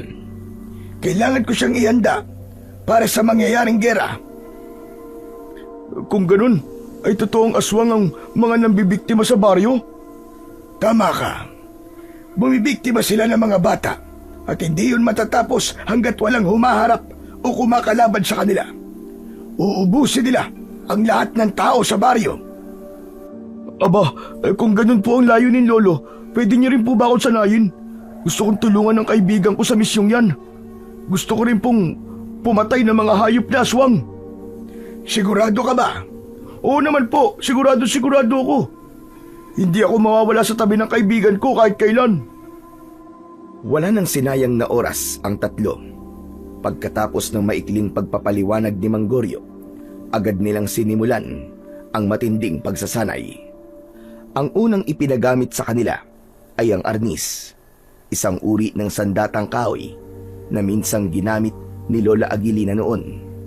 Bagamat magaan sa unang tingin, may bigat itong dala, lalo na kung kailangang ulit-ulitin ang mga galaw ng walang humpay. O sige mga iyo, taas ang kamay. Huwag pa ikot-ikot lang. Kung di nyo kontrolado yung arnis, kayo rin ang masasaktan. Aray ko, akala ko madali lang to. Parang nilalagnat na ako ah. Nagpatuloy sila hanggang sa nakabisado na nila ang tamang galaw at tamang paggamit ng sandata. Kinabukasan, mas lalong binigatan ni Mang Goryo ang training. Pinatakbo niya sila ng paikot-ikot sa bakuran. Pinaakyat sa matataas na puno, pinagbuhat ng mabibigat na bato, at pinasubok sa mga gawaing susukat sa kanilang liksi na parang ninja training. Kakaiba para kay Jose Mari ang ganitong kilos sapagkat buong buhay niya ay lumpo siya. Ngunit tila may kung anong lakas sa loob niya na unti-unting lumilitaw. Araw-araw ay lumalakas ang kanyang katawan na para bang hindi na siya ang dating Jose Mari. Sa gitna ng kanilang pagsasanay, lingid sa kaalaman ni Jose Mari, may ginawa si Mang Goryo na hindi niya namamalayan. Kinuha nito ang itim na baso at pinalitan ito ng iba, kamukhang kamuka ng orihinal, tapos ay nagkulong sa isang silid. Nang matapos sa kanyang ginagawa, bumalik siya sa dalawa. Magaling mga bata. Teka, may ibibigay ako sa iyo, Jose Mari. Halika, lumapit ka. Nilabas ni Mang Goryo mula sa bulsa ang isang kwintas na gawa sa abaka na may nakapalamuting isang itim na bato na hugis bilog ngunit malapad. Makintab ito at kumikinang kapag tinatamaan ng araw. Wow! Ang ganda naman! Itim na diamante ba yan, Lolo Goryo? Hindi. Ito ang mutya ng basong itim. Po? Paano po nangyari yun? Di ba't ang mutya ng basong itim ay parang baso lang? Paano naging bato yan? Saka nandun po yun sa bag ko eh. Mamaya ko ipapaliwanag. Pahingi ng dugo mo. Hindi pa nakaimik si Jose Mari ay biglang hinawakan siya ng matanda at nilaslas ng kaunti ang kanyang braso. May tumulong dugo. Itinapat doon ni Mang Goryo ang baso sa kwintas. Kaagad itong nagliwanag. Ano yan? Sinabi ko na kung ano yan. Sige, kunin mo na to, Jose Mari, at isuot mo kagad. Ngayon, ay napag-isa ko na kayo ng mutya. Wag mong ilalayo yan sa katawan mo. Kaagad na tinanggap ni Jose Mari ang kwintas mula kay Mang Goryo. Pagkasuot nito sa leeg, napapikit si Jose Mari nang biglang dumaloy ang malamig na enerhiya sa buong katawan niya. Parang yelong tubig na dumaloy mula sa ulo hanggang talampakan. Kasunod nun ay tila may sumabog na init sa kanyang dibdib at agad siyang napahawak sa kwintas. Naramdaman niya ang kakaibang enerhiya sa loob niya. Naging matalas ang kanyang pandinig at naging malinaw ang kanyang paningin. Bigla, may naramdaman siyang mabilis na kilos mula sa likuran. Mula sa likod, buong bilis na inihampas ni Mang Goryo ang isang kahoy na pamalo. Subalit bago pa ito sumayad sa kanyang likod, agad yung nasalo ni Jose Mari gamit ang kanang kamay nang hindi man lang lumilingon. Magaling! Teka, paano ko po nagawa yun? Bigla siyang inatake ng matandang lalaki. Sinuntok siya at sinipa, pero lahat ng yun ay naiwasan ng binata. Teka, sandali lang po. Tama na po, Tatang. Tama na. Tumigil si Mang Goryo at tinitigan siya. Malalim pero kalaunan ay biglang napangiti. Handa ka na, bata. Sigurado ako na handang-handa ka na. binabati kita. Talaga po? Oo, pwede ka nang sumabak sa kahit na anong gera. Wow, ang galing! Paano naman po ako? Wala po ba kayong ibibigay sa akin na anting-anting? Gusto ko rin po nun Sa kasamaang palad ay wala iyo. Nag-iisa lang ang mutya ng basong itim. Ang asawa ko, isa lang ang iniingatang mutya. Sayang naman. Iyo, ito ang totoong anyo ng mutya. At ngayon, nahanap na niya ang kanyang bagong tagapangalaga. At tinanggap mo na ito ng buo. Kaya, ibinalik ko na siya sa tunay niyang anyo. Po? Naguguluhan po ako. Ang mutya na yan ay pwedeng magbalat kayo. Itinago namin yan sa anyo ng isang basong itim para hindi pag-interesan ng iba. Mawawala lang ang bisa ng pagbabalat kayo kung matatanggap siya ng bagong tagapangalaga. Kaya huwag ka nang magtaka iyo kung bakit ganyan ngayon ang nakikita mo. Sabi ko naman sa'yo, di ba? Mahiwaga ang baso. Marami siyang pwedeng gawin. Ang galing naman talaga. Magaling talaga. Halina kayo. Tignan niyong maigi ang mutya at ang nasa loob niyan na munting gamo-gamo. Unti-unti ay biglang lumiwanag ng bagya ang mutya ng gamo-gamo. Tila may umiikot-ikot sa loob nito na parang isang kaluluwang sumasayaw. Nakita niyo ba? Opo. Ano po yun? Yan ang espiritu ng diwata na naninirahan dyan sa loob ng mutya na may alaga sa gamo-gamo. Alam mo bang kaya ka nitong kausapin sa iyong isip? Parang buhay. Kapag may banta ng panganib, ay gagabayan ka niya. Ayos baka pwedeng gamitin din yan para magpayaman. Hindi. Hindi maaaring abusuin ng kapangyarihan ito. Ang mga mutya ay iginagalang at hindi ginagamit sa mga pansariling kapritsyo. Sorry po. Uy pre, ang swerte mo naman. Buti ka pa merong ganyan, samantalang ako wala. Hindi mo kailangan ng mutya iyo. May iba't ibang uri ng lakas at hindi lahat ng mga tagapagtanggol ay kailangan ng kapangyarihan. Hindi rin lahat ng bayani ay may kapa. Kaya mo magligtas ng buhay kung talagang yun ang ninanais ng puso mo. Malay mo, sa tamang panahon, darating din ang para sa'yo kung karapat dapat ka. Talaga po? Oo naman. At teka nga pala, may ibibigay pala ako sa inyo. Pumasok sa bahay ang matanda at paglabas nito, may hawak na itong isang katana. Espadang katulad ng mga ginagamit ng mga samurai. Ito nga pala ang sandata mo na pwedeng gamitin laban sa mga aswang. Teka po, wala akong mutya kasi exclusive lang yung para kay Jose Marie, di ba? Pero lolo, bigay namin. Bigyan niyo naman po ako ng ganyan, gusto mo rin ng ganito? Ay ano, pwede mo maging sandata.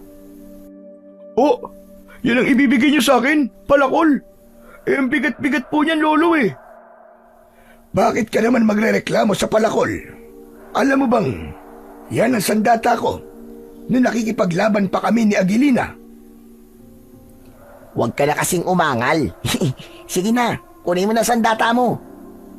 Sandali lang, nagbibiro lang ako. Heto ang sayo, Walter. Latigo? Tama ka. Latigo yan na gawa sa buntot ng pagi. Hindi lang basta-basta latigo yan, iyo. Ang bawat tagupit niyan ay may lakas na parang kidlat. Kayang sunugin ang balat ng kahit na sinong aswang.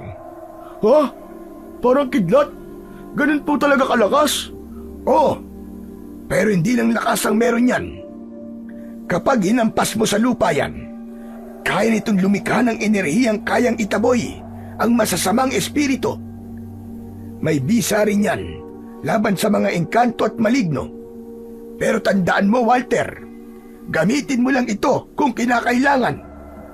Dahil bawat tampas niyan ay nauubos ang lakas ng may hawak. Ayos yan, partner ah. Ako may mutya, ikaw naman may latigo. Tsak na wala ng takas sa mga aswang sa atin ito. Salamat po, Lolo Goryo. Ang astig dito. Parang sa pelikula ko lang nakikita mga ganito eh. Pero hindi ito pelikula, iyo. Totoo ang laban na to. May tanong lang po ako.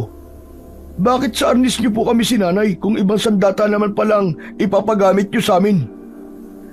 Magaling. Magandang tanong yan, iyo. Ang arnis ang batayan ng disiplina, bilis at koordinasyon.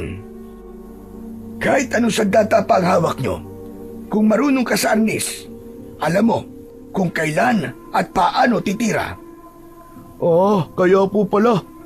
Sige po, tinatanggap ko po ang latigo, Lolo. Maraming salamat po uli. O siya, may panahon pa kayo para magpahinga. Mabuti pa'y umuwi na muna kayo sa inyong mga bahay at baka nag-aalala na ang mga magulang ninyo. Naku, mabuti po't sinabi niyo yan, Lolo. Ito kasing si Walter eh. Hindi nagpaalam yan eh. Oo nga eh, pero hindi naman ako hahanapin ng nanay ko eh. Masyadong abala yun sa trabaho niya. Hindi na mapapansin na nawawala ako. O sige na, mag-iingat kayo. Siya nga pala, may ibibilin ako sa inyo at iiwang babala. Yung mga aswang, sigurado ako na nagkalat sila sa baryo at nagpapanggap lang. Huwag kayong magtitiwala kahit kanino. Matuto kayong makiramdam sa paligid nyo. Talasan nyo ang inyong pakiramdam. Tignan nyo ang mga senyales. Paano po namin makikilala ang mga aswang? Ang anino ng mga nagpapanggap na tao ay hindi sumusunod sa galaw nila. Makikita mo din sa refleksyon mo sa mata nila na nakabaligtad ka. Tatandaan po namin yan, Lolo Goryo. Sige na, umuwi na kayo. Mag-iingat kayo. Masaya at puno ng pananabik ang magkaibigang Jose Marie at Walter habang naglalakad pauwi mula sa bahay ni Lolo Goryo. Pagdating ni Jose Marie sa kanilang bahay ay wala doon ang kanyang ina. Bigla siyang kinabahan. Iniwan niya ang sandatang ibinigay sa kanya ng matanda pero dinala ang kanyang bag. Ang kwintas ay itinago niya sa ilalim ng kanyang damit. Lumabas siya at nagtanong sa kanyang mga kapitbahay. Ang mga tao nakatingin lang sa kanya na para bang nagtataka. Doon lang niya napansin na hindi na pala niya gamit ang kanyang saklay. Nagtanong ang mga ito sa kanya. Nawala po ako ng ilang araw kasi may magaling pong manggagamot akong nakilala. Siya po ang nagpagaling sa akin. Manghang-mangha ang mga tao sa kanilang narinig. Naging interesado sila sa magaling na manggagamot pero hindi na ito sinagot ni Jose Marie. Nagpatuloy siya sa paglalakad at nakita niya ang kanyang ina na nasa bahay ng kanyang kumare. Parang may handaan, may mga tao sa bakuran nito at kumakain ng mga handa. Agad na nagmano ang binata nang makalapit sa kanyang ina. Naku, mabuti naman at nakauwi ka na, anak. Miss na kita. Teka, kumain ka na ba? Halika dito. Makisalo tayo sa mga inihandang pagkain ng ninang mo.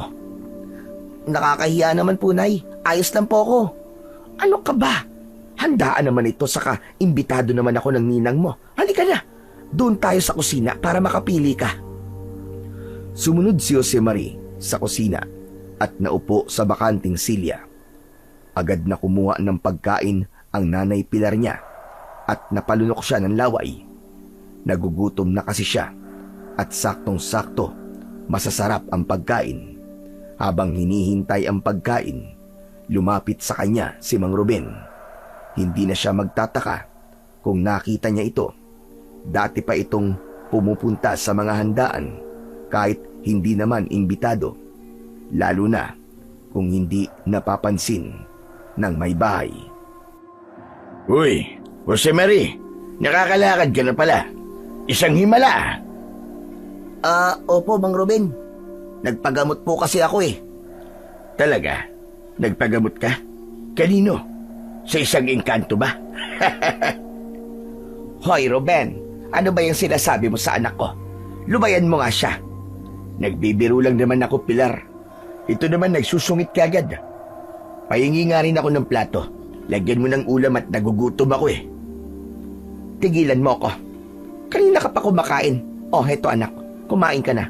Huwag mo nang pansinin yung tao na yan. Hindi. Kasi iti-take out ko sana para sa anak ko si Karen. Naku, hindi ikaw ang kumuha. Bakit ako ang uutusan mo? Patuloy sa bangayan ang dalawa. Hindi na ito pinansin ni Josemarie. Bagkus ay inilabas niya ang basong itim at pinaglagyan ng tubig ng kanyang ina.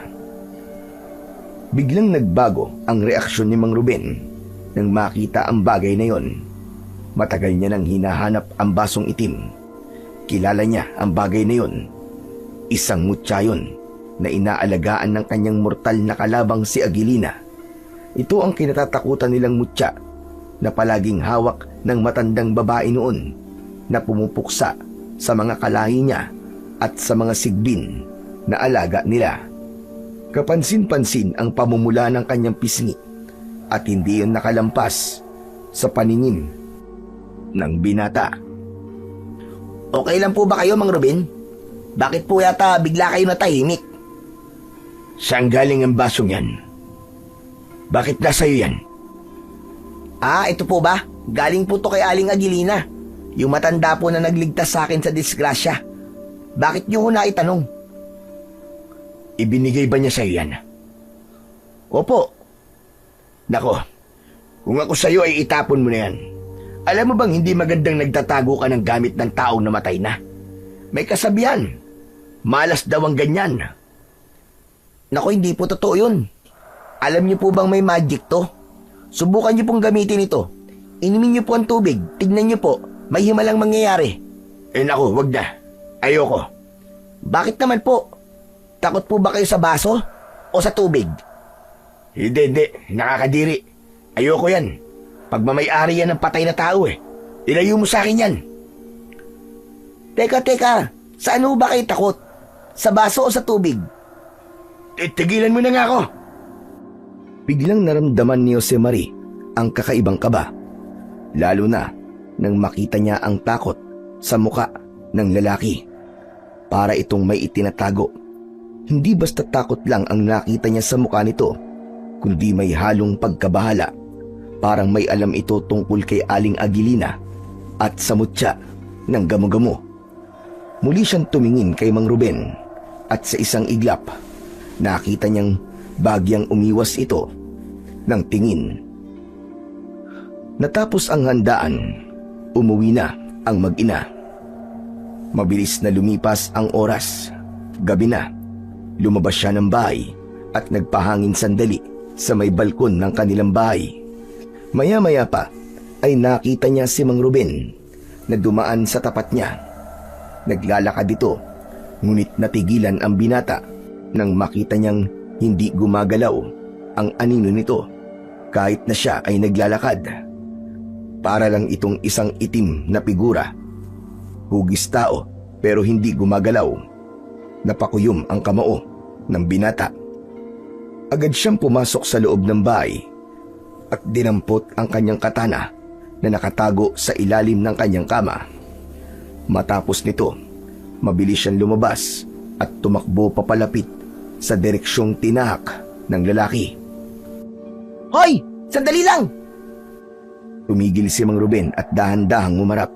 Kasabay nun ay may narinig siyang mga kaluskos mula sa paligid. Sa gilid ng kalsada, sa may masukal na parte, isa-isang lumabas ang mga nilalang na hindi niya maipaliwanag ang anyo. Para silang mga kambing, pero halatang hindi normal. Ang mga mata ay pulang-pula at ang mga paa nila pabaliktad, antikwas. Parang may baliktad na tuhod. Lalo siyang kinabahan nang mapansin niyang dahan-dahan silang pumwesto sa likod ni Mang Ruben. Mga sigbin, isa kang aswang, Mang Ruben. At yan ay mga alaga mo. Tama ba? Tama ka. Mukhang matalas ang pakiramdam mo, bata. Hindi na kumibo si Josemarie. Maigpit niyang hinawakan ang katana. Nanatili siyang alerto. Anong binabalak mo ngayon? Kakalabanin mo ko? Hindi mo alam ang ginagawa mo, bata. Hindi mo ko kilala. Hindi mo alam kung ano ang kaya kong gawin. Agad na sumugod si Josemarie at walang takot. Hinampas niya ng katana si Mang Ruben pero mabilis itong nakaiwas.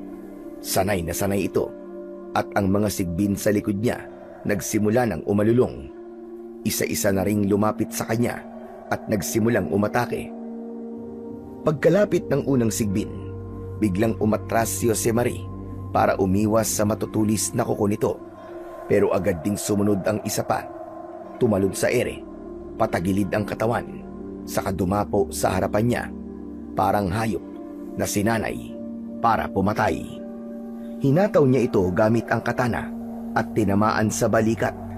Umatras ang nilalang, umalulong sa sakit. Sumugod ulit ang dalawang sigbin. Mabilis, parang kidlat. Sa sobrang bilis nila, halos hindi niya na makita ang galaw ng mga paa nito. Sinubukan niyang umatras papasok sa isang eskinita. Gusto niyang dalhin ang laban sa mas makipot na lugar para hindi siya sabayang atakihin. Sinundan siya doon ng mga sigbin at ni Mang Ruben. Labanan mo ako ng patas! Hayop ka! Patas? Walang patas sa mundo na to, bata. Gayong ikaw na ang nagmamay-ari ng basong itim na may mutya ng gamo-gamo, ay kailangan ka ng patayin. Walang makakahadlang sa amin. Sasakupin namin at uubusin ang lahat ng mga tao rito. Hindi ko hahayaang mangyari yun. Dadaan ka muna sa ibabaw ng aking bangkay bago mo masakop ang baryong to. Kung ganon, yung ba ang gusto mo? Tumawa ng tumawa ang lalaki. Maya-maya pa, bigla na lang itong umalulong ng malakas. Parang nagtatawag ng kanyang mga kasama. Magdasal ka na, bata. Parating na ang mga kasamaan ko at sisiguraduhin kong mamamatay ka. Yun ang akala mo. Aba, matapang ka ha? Pero alam ko naman na kaya ka matapang ay dahil nasa iyo ang basong itim na may mutya ng gamo-gamo. Biglang nagliyab ang mga mata ni Mang Ruben. Parang may apoy sa itim na bahagi ng kanyang mga mata. Sumugod ang pinakamatangkad na sigbin. Tumalon ito kay Josemarie. Naitaas niya ang katana at sumalo sa atake. Pero napaatras siya sa lakas. Nabuwal siya sa semento. Natalsikan siya ng laway mula sa halimaw. Tumayo siyang muli at hinarap ang sigbin. Pinunasan niya ang laway nito sa kanyang pisngi. Ramdam niyang mainit ito. Parang may halong asido. Napatingin siya sa hawak niyang katana. Nanginginig man ang kanyang mga kamay. Buong-buo naman ang loob niya na lumaban. Hindi ako papayag na matalo rito. Hindi ngayon. Sumugod muli ang sigbin. Mas mabangis at mas mabilis. Tumalo nito. Mga kukoy na kaumang. Ang bibig ay bukas na tila sasakmal. Ngunit sa eksaktong sandali, umikot si Josemarie sa tagiliran. Gamit ang buong bigat ng katawan, itinarak niya ang katana sa katawan ng sigbin. Tumili ang sigbin. Isang matinis at malalim na halinghing ang umalingaw-ngaw sa paligid. Kumislot ito, pilit na umaatras. Ngunit maigpit ang pagkakabaon ng espada. Hinugot ito ni Josemarie at mabilis na tinaga ang leeg ng sigbin. Tumilapo ng ulo at gumulong sa lupa. Walang hiya ka!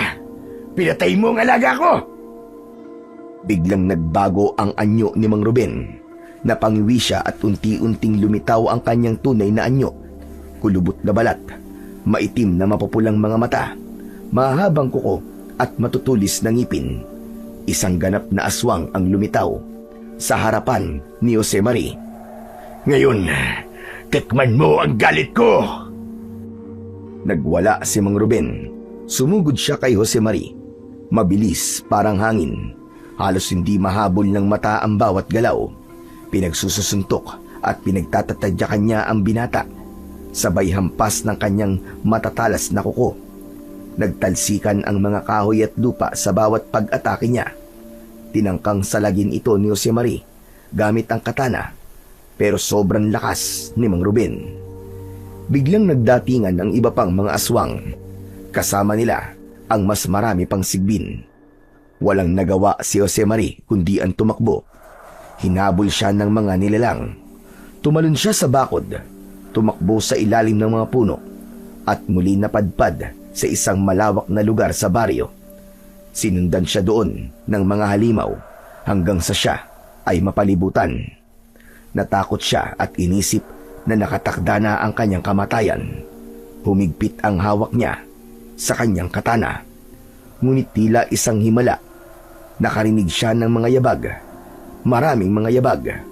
Napatingin siya at laking gulat niya nang makita sina Lolo Goryo, si Walter at iba pang mga kalalakian na may kanya-kanyang bitbit na mga sandata. Sugod! Nangyari na nga ang gera, tao laban sa aswang. Matindi ang naging labanan. Ang latigo ni Walter ay kanyang iwinasiwas sa mga kaaway, dahilan upang masunog at matunaw ang mga aswang at sigbin na natatamaan. Si Mang Goryo naman ay matikas na ipinupukol nito ang hawak niyang palakol. Mga sigbin ang una niyang pinuntiryang pugutan. Marami ang namatay sa panig ng mga aswang at may ilan ding namatay at nasugatan sa mga tao. Sa gitna ng kaguluhan, natigilan si Josemarie. Sa gilid ng kanyang paningin, nakita niya ang isang pamilyar na muka sa lugar ng labanan. Nay! Pagkasabi nun, ay napatingin si Mang Ruben sa gawi ni Aling Pilar. Napangisi ito at sa isang mabilis na galaw, nilapitan nito ang ginang at agad na binihag. Sige, subukan mong gumawa ng hindi maganda, bata. Papatayin ko ang nanay mo. Huwag! Maawa ka! Biglang tila tumigil ang ikot ng mundo. Ang mga naglalaban, lahat ay napatingin kay Mang Ruben. Pakawalan mo ang nanay ko! Bitiwan mo siya! Wala ka sa posisyon para utusan ako, bata. Hawak ko sa aking mga kamay ang buhay ng iyong ina. Anak, hayaan mo na ako. Sige na, patayin mo na siya. Na hindi pwede. Hindi ko hayaang mapahamak ka. Huwag anak, isipin mo ang buhay ng mas nakararami. Okay na ako anak. Sige na. Tama na ang drama. Ibigay mo sa akin ang mutya ng basong itim, kapalit ng buhay ng nanay mo. Ano? Ayaw mo? Biglang idiniin ng aswang ang matalas nitong kuko sa leeg ni Aling Pilar. Tumulo ang dugo mula rito. Wag! Sige na, oo na. Ibibigay ko na sa iyo ang baso. Ito kunin mo. Pero pakawalan mo ang nanay ko. Inihagis ni Josemarie ang basong itim malapit sa aswang. Agad namang binitiwan ni Mang Ruben si Aling Pilar. Pagkabitaw ng baso, biglang bumagsak ang binata sa lupa. Tila nawalan ng lakas ang kanyang mga binti. Anak, ano nangyari sa iyo?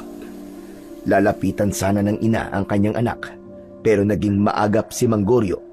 Kinuha nito ang babae at inilayo kay Josemarie. Mang Goryo, ilayo niyo po si nanay dito, pakiusap. Si Walter ang agad na umalalay kay Aling Pilar. Pilit niya itong inilalayo, pero ayaw umalis ng babae. Hindi! Ang anak ko! Ano pa magiging laban niyo sa amin? Nasa akin na ang pinagmamalaki niyong mutya. Huwag ka nang maingay, Pilar. Yang anak mo, muling nawalan ng silbi. Lumapit si Mang Ruben kay Josemarie at iniamba dito ang kanyang mga kuko. Balak nitong patayin ng binata, ngunit nang makalapit na ito, biglang inilabas ng binata ang suot niyang kwintas. Ang tunay na mutya ng basong itim na may nakapaloob na mutya ng gamo-gamo. Isang nakakasilaw na liwanag ang lumabas mula dito. Napaatras ng bahagya si Mang Ruben ang ilang kasamaan nitong mga aswang. Nagtataka naman ang mga tao kung bakit tila hindi makagalaw ng maayos ang mga aswang. Nakatakip ang mga kamay sa kanilang mga muka. Parang nasisilaw. Ang liwanag ng mutya ay hindi nakikita ng karaniwang tao, pero nakikita ng mga aswang. May ilang nagliyab ang balat at nagsisisigaw sa sakit. Mga kasama, ngayon na! Patayin ang mga aswang! Muling nag-alsa ang grupo ng mga tao. Sinugod nila ang mga natitigilang aswang. Pinatay ang mga sigbin. Tumalsik ang ulo ng mga ito. Dumanak ang dugo. Hindi! Hindi kayo pwedeng manalo! Kami ang may kapangyarihan! May kapangyarihan ka nga, pero walang silbi kung ginagamit mo naman sa masama. Mamatay ka na! Mamatay ka na! Itinaas niya ang katana. Isang malakas na sigaw ang pinakawalan ng binata. Tumakbo siya. Tumalon ng buong puwersa at tinaga niya ang leeg ni Mang Ruben. Tumilapon ang ulo nito at nahulog sa lupa. Wala na itong buhay. Ganon din ang nangyari sa iba pa niyang mga kasamahan. Nagtagumpay sila. Natapos na ang gera kontra sa mga aswang. Si Jose Mari biglang napaluhod sa lupa. Hingal na hingal, pagod na pagod, pero nag-uumapaw ang saya niya dahil sa kanilang pagkapanalo. Luhaang nilapitan siya ng kanyang ina at ng kaibigan niya na si Walter. Anak! Ang anak ko! Nay, tapos na po. Tapos na po ang katatakutan. Niyakap siya ng maigpit ni Aling Pilar. Makalipas ang ilang araw, unti-unti nang bumalik sa normal ang buhay sa baryo. Wala ng pangamba tuwing sumasapit ang gabi. Ang mga sigbin at aswang ay tuluyan ng naglao matapos ang matinding labanan. Tahimik na muli ang mga gabi at ang dating takot na bumabalot sa bawat sulok ng lugar ay napalitan ng kapayapaan. Gayunpaman, may ilang nagluluksa, lalo na ang mga pamilyang nawalan ng mahal sa buhay. Malungkot sila dahil hindi nila agad napansin ang mga kakaibang kilos ng ilan sa kanilang mga kababaryo. Hindi nila naisip na pinamumugaran na pala sila ng mga halimaw. Ngunit sa kabila ng sakit, natuto silang magbantay. Natuto silang makinig sa kutob at higit sa lahat, natutunan nilang kilalanin ang tunay na anyo ng kasamaan na maaaring nakatago sa muka ng isang kaibigan, kapitbahay o kakilala. Mula noon, naging mas matatag ang ugnayan ng mga taga-baryo. Sama-sama nilang hinarap ang pagbangon. Sama-sama silang naghilom. Sa gitna ng lahat ng ito, si Jose Mari ang kinilalang bayani ng kanilang lugar. Hindi lamang dahil sa kanyang katapangan, kundi dahil sa kanyang pusong handang magsakripisyo para sa iba. Sa trahedyang kanilang pinagdaanan, may natutunan ang buong baryo na gaano man kadilim ang gabi, gaano man kapanganib ang paligid, basta't may tapang, tiwala, pagkakaisa at pagmamahal, tiyak na mananaig ang liwanag.